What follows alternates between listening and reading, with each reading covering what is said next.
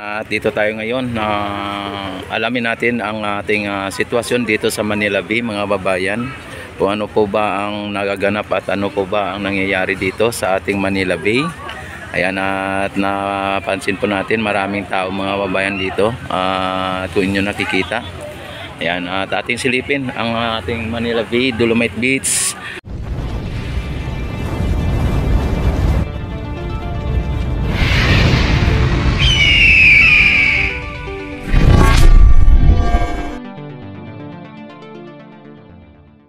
Para sa ganoon ay ating malalaman kung ito po ba ay malinis at maganda na, malinis ba.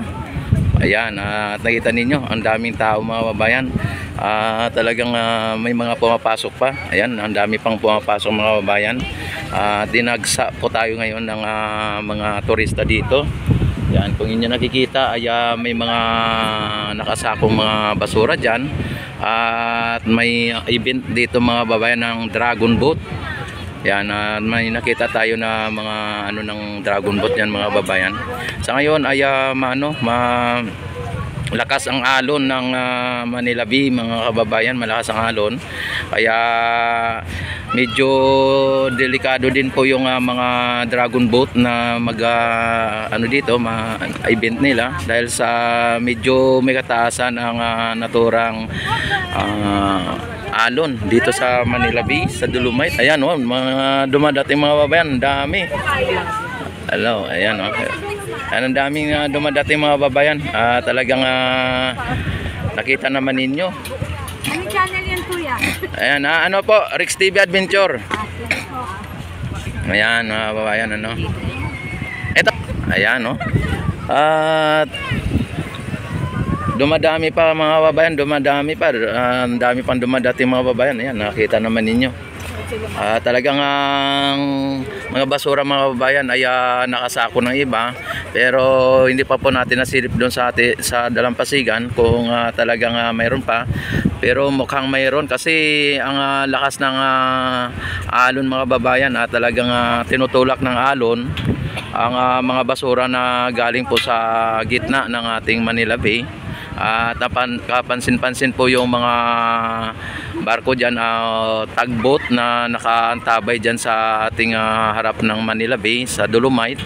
At mukhang mayroon tayong mayroong parating na mga barko ata na medyo malalaking barko mga babayan, kasi yung mga tugboat na yan, hindi yan sila nag-aantabay dyan pagka walang mga parating na mga malalaking barko katulad ng warship, cruise ship, mga ganyan, at mga malalaking cargo ship mga babayan.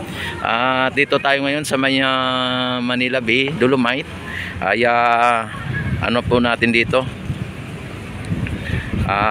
alamin ang mga kaganapan dito sa ating pasyalan ng bayan na ngayon ay dinadagsa ng ating mga kababayan. Ayan, kung inyo nakikita mga bayan ay talagang mayroon pa ako dito na rinig na for the first time na daw. Wow, sabi niya, wow, for the first time.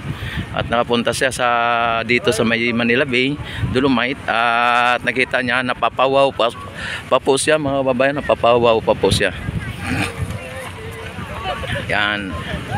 Yan, dito pa lang sa ating kinalalagyan mga babayan ay napansin natin o na silip natin ang naturang dalampasigan ay may mga water lily mga babayan, may mga water lily. Ayan Ayan, may mga water lily mga babayan at talagang napakalakas po ng ng alon mga babayan, at hindi po obra dito yung mga Dragon Boat. Malamang mga babayan ay maka-cancelled lang po yung kanilang event dito mga babayan. Pero andyan na po sila, nakita na po natin, nakano na po sila dyan doon sa banda sa dulo. Kaya lang pagka ganito po kalakas ang alon ng ating Manila Bay ay malamang mga kababayan ay hindi po sila nito, hindi sila obra dito ganitong kalakas. Ayan nakita naman ninyo ang lakas po ng alon mga kababayan, ang lakas ng alon. Ayan, talagang ano po dito, malinis naman dito sa banda sa gitna mga kababayan. Maliban lang po dito sa may pinaka dalampasigan talaga. Ayan oh, nakita naman ninyo may mga nakita tayong mga basura dito. Ayan. Pero hindi po yan hadlang sa mga namamasyal mga kababayan, sa mga turista. Hindi po hadlang ang mga water hyacinth na yan o water lily. Yan, talagang parang nagagalit mga babayan ang kalikasan mga babayan dahil sa ang lakas ng alon na yan, no?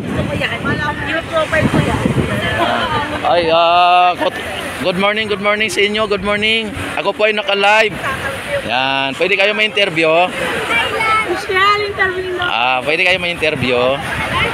Yan, ako po ay vlogger po. Ano pong inyong masabi dito sa Manila Bay? First time nyo bang pumunta dito o lagi kayo dito?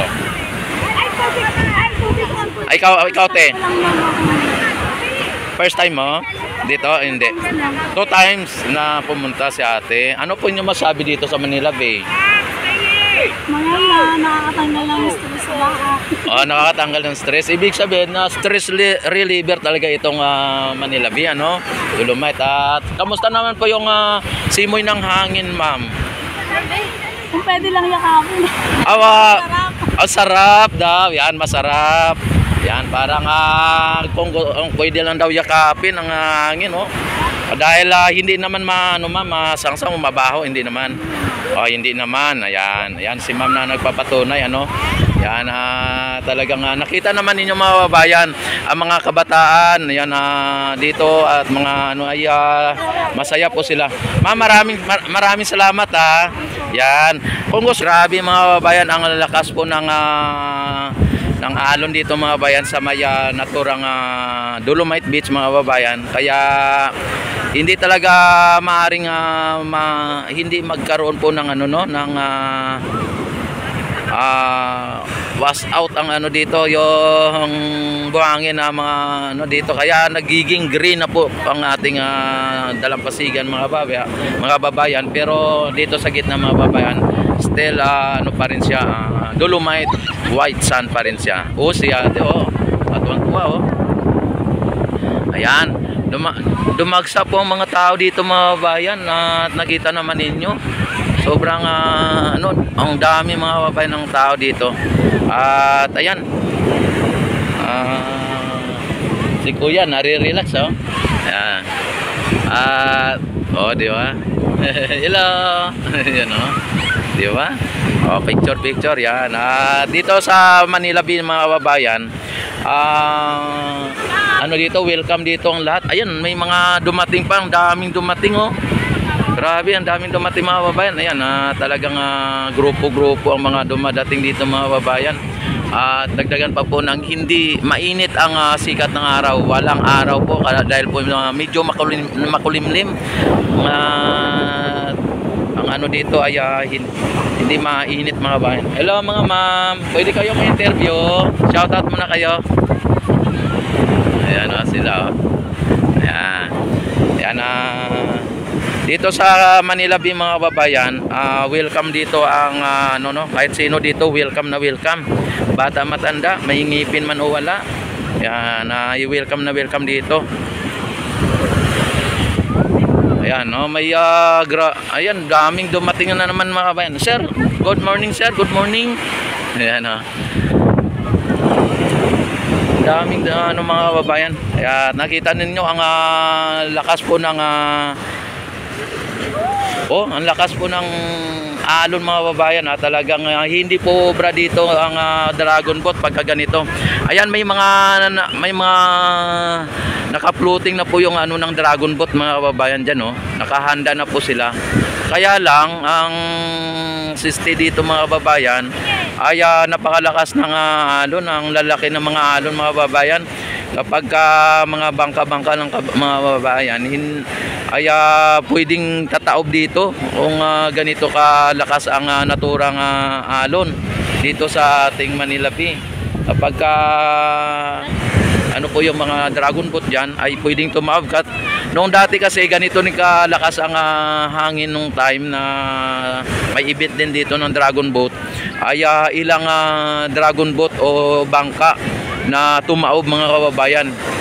Tumaob kaya hindi po sila nakapagpatuloy nung time at nag-extend. Ano? Sa ngayon ay ganito na naman ang senaryo mga kababayan dito. Ay napakalakas ng naturang alon, ay yung mga dragon boat natin doon ay hindi pa po sila nakapag-umpisa. Kahit na ngayon ay dapat ay nakapag-umpisa na po yan sila. At ayan, hindi po natin masabi at hindi po natin malaman kung ito po ba ay talagang tuloy pa rin ang kanilang event dito, ang kanilang gagawin dito ng event ng dragon boat. Ayan. At ang mga tao dito mga babayan relax mga babayan, relaxing at talagang ayan, ang dami, lalo nga dumadami ang mga kababayan kasi nga po hindi gaanong mainit ang sikat ng araw dito mga kababayan. Hindi nyo nakikita